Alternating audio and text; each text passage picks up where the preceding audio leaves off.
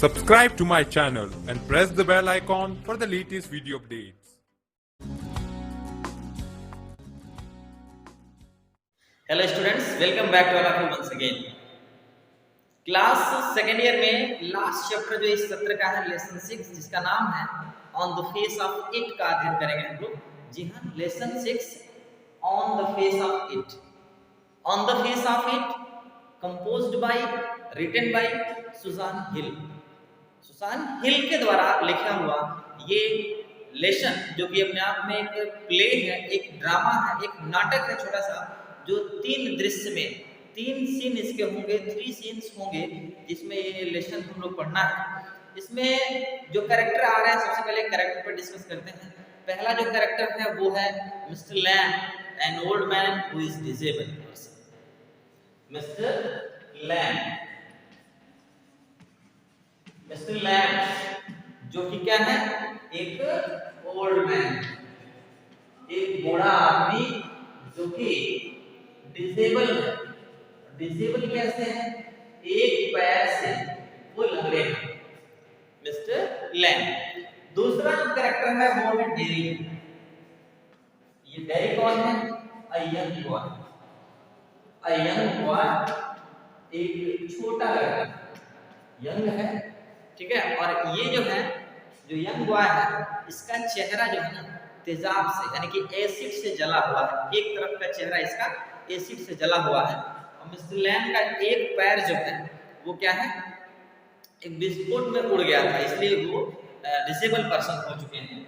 और तीसरा कैरेक्टर जिसमें आएगा डेरी की मदर, यानी कि डेरी की माँ का कैरेक्टर आएगा। मेन कैरेक्टर दो ही है और थोड़ा सा कैरेक्टर जो है मदर का उसमें आया है। मेन कैरेक्टर में मिस्टर लैम और डेरी।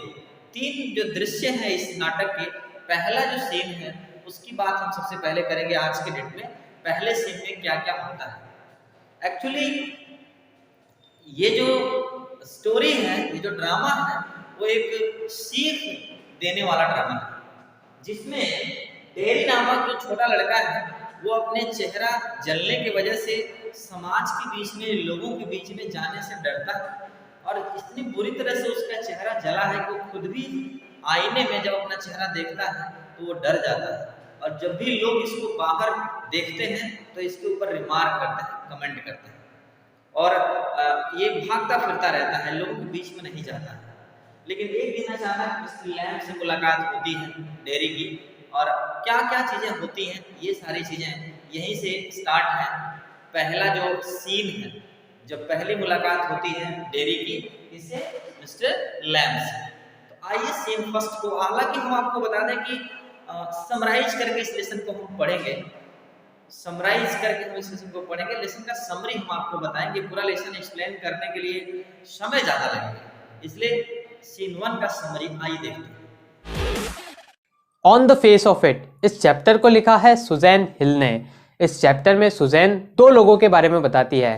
पहला तो है एक बूढ़ा आदमी जिसका नाम है मिस्टर लैम, और दूसरा है एक छोटा सा बच्चा जिसका नाम है डेरी।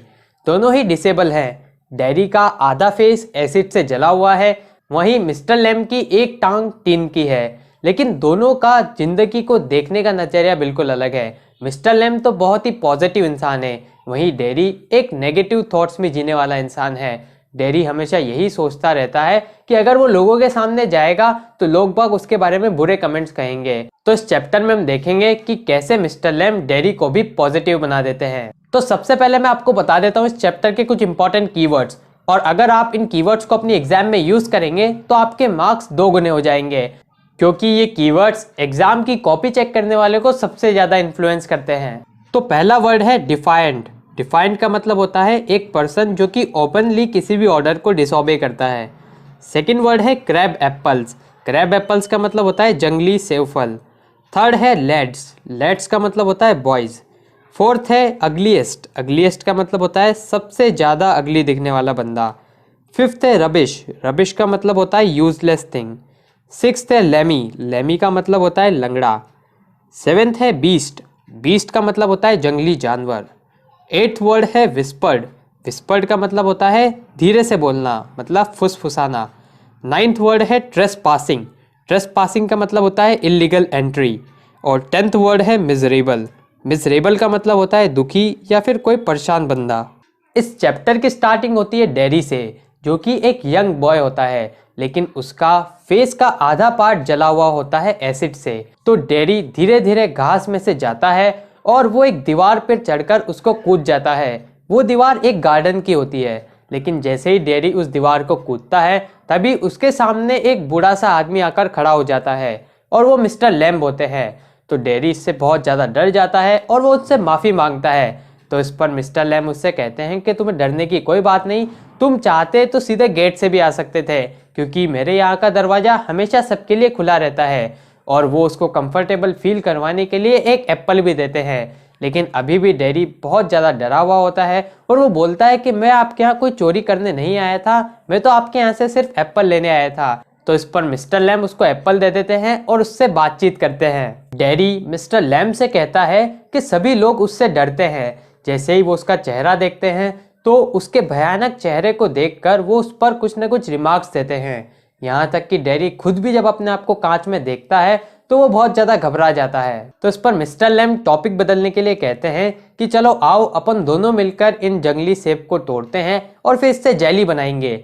लेकिन डेरी समझ जाता है कि मिस्टर लैम्ब टॉपिक को चेंज कर रहे हैं और वो उनसे कहता है कि हम इसी टॉपिक पर बात करते हैं। मिस्टर लैम्ब सोचते हैं कि डेरी का चेहरा आग से जला है, लेकिन मिस्टर लैम्ब को करेक्ट करने के लिए डेरी बोलता है कि मेरा चेहरा आग से नहीं जला है, मेरा चेहरा तो एसिड से जला है। गलती से एसिड यहाँ पर गिर गया था और इससे मेरा आधा चेहरा जल गया है।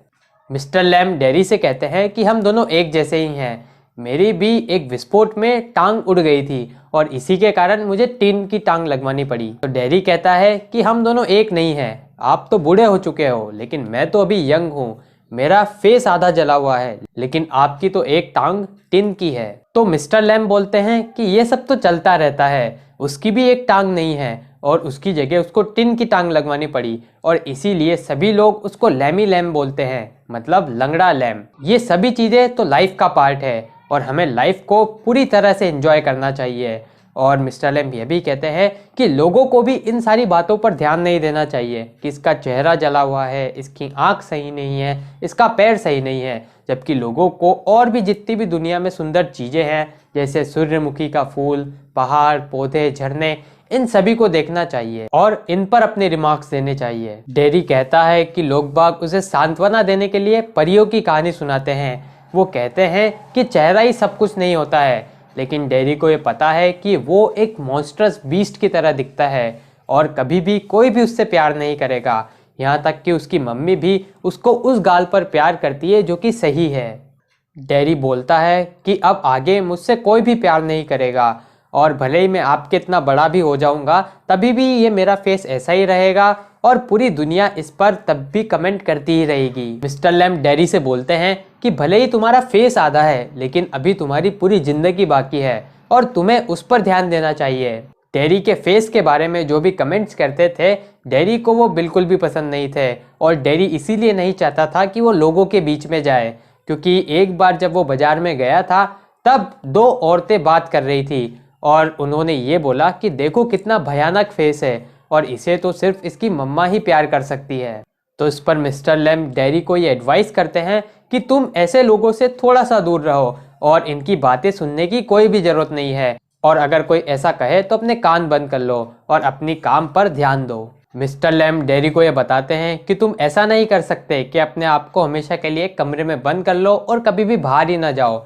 और मिस्टर लैम्ब डेरी को एक कहानी भी सुनाते हैं एक आदमी की जिसको लोग बागों से बात करना बिल्कुल अच्छा नहीं लगता था, तो उसने अपने आप को एक रूम में बंद कर लिया था। लेकिन थोड़े दिनों बाद एक तस्वीर उसके सिर पर गिर जाती है और वो वहीं पर मर जाता है और वो अपनी लाइफ को बिल्कुल भी एंजॉय नहीं कर पाता है। तो इसलिए मिस्टर लैम्ब बोलते हैं कि जितनी भी तुम्हारी बची हुई ज़िंदगी है उसको एकदम खुलकर जियो और कोई टेंशन लेने की तुम्हें बिल्कुल भी ज़रूरत नहीं है। मिस्टर लैम्ब बोलते हैं कि तुम्हारे पास 2 हाथ हैं, 2 पाँव हैं, कान है, आँख है, दिमाग है, तो तुम अगर इन सारी चीज़ों का सही से उपयोग करो तो तुम दूसरे लोगों से बेहतर कर सकते हो। और मिस्टर लैम्ब बोलते हैं कि अगर तुम लोगों को हेट करोगे, उनसे घृणा करोगे, तो ये तो तुम्हारे लिए एसिड की बोतल से भी ज़्यादा डेंजरस हो जाएगा। तो डेरी अब लेट हो रहा था, वो पूरी तरह पॉजिटिविटी से भरा गया था।